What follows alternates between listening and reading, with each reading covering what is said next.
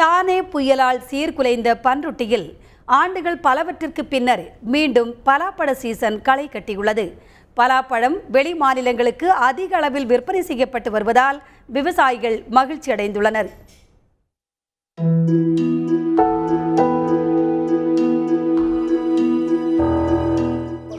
பன்ருட்டி என்றதும் நினைவுக்கு வருவது பலாப்பழம்தான். காடாம்புலியூர், மேல்மாம்பட்டு, முத்தாண்டிக்குப்பம், சாத்திப்பட்டு உள்ளிட்ட கிராமங்களில் சுமார் 7000 ஏக்கருக்கு மேற்பட்ட நிலப்பரப்பில் பலா பயிர் செய்யப்பட்டு வந்தது.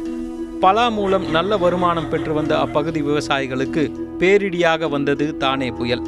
அந்த புயலால் பலா மரங்கள் வேரோடு சாய்ந்தன. கூடவே சேர்ந்து பலா விவசாயிகளின் வாழ்க்கையும் ஆட்டம் கண்டது. தானே புயல் அப்போ எல்லா பழமும் நிறையா உடச்சிக்கிச்சு. கிட்டத்தட்ட 40 வருஷத்து மரம்லாம் உடஞ்சி சுத்தமாக மொட்டையாகிடுச்சு. அது பிறகு அந்த கிளைலாம் அந்த மரம் துளுத்து வருமானே நினச்சே பார்க்கல.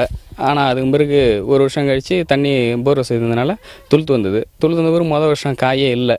கிட்டத்தட்ட 2012 தானே புயல் அடித்த பிறகு 2013 இல்லை, காய் 1-2 தான் காய் காய்ச்சிது. இந்த வருஷம் பரவாயில்ல. பெரும் பாதிப்பிற்கு பிறகு நடப்பாண்டில் பன்ருட்டி பகுதியில் பலாப்பழ சீசன் மீண்டும் தொடங்கியுள்ளது.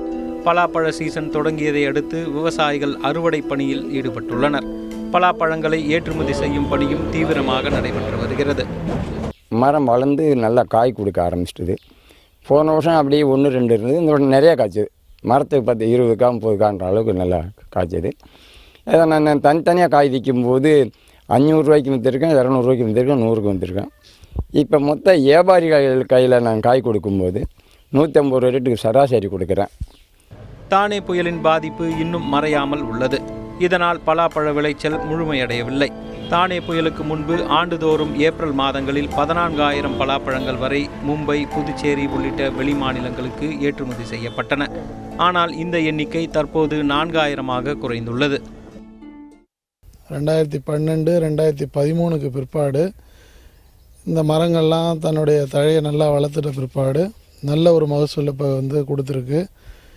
இருந்தாலும் அந்த 2011 காலகட்டத்தில் இருந்த ஒரு விளைச்சல் தற்சமயம். இதனிடையே இப்பகுதியில் பலாப்பழங்களை பதப்படுத்தி விற்பனை செய்ய வசதி செய்து தர விவசாயிகள் அரசிற்கு கோரிக்கை விடுத்துள்ளனர். மேலும் பலாப்பழ கூழ் தயாரிக்கும் நிறுவனத்தை அமைக்க வேண்டும் என்றும் வேண்டுகோள் விடுத்துள்ளனர். தந்தி டிவி செய்திகளுக்காக கடலூரிலிருந்து தேவநாதன்.